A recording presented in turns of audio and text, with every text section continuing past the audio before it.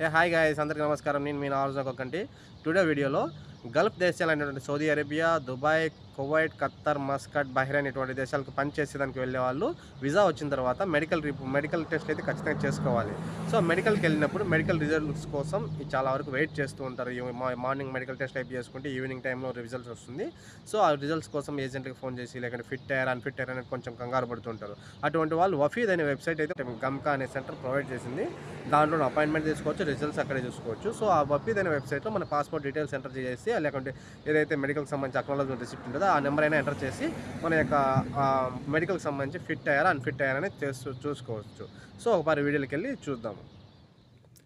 So ముందుగా మీ మొబైల్లో Google అయితే ఓపెన్ చేసుకోండి. ఓపెన్ చేసిన దాకా వఫీద్ అని అయితే టైప్ చేసి వఫీద్ అనే వెబ్సైట్ ఓపెన్ చేయండి.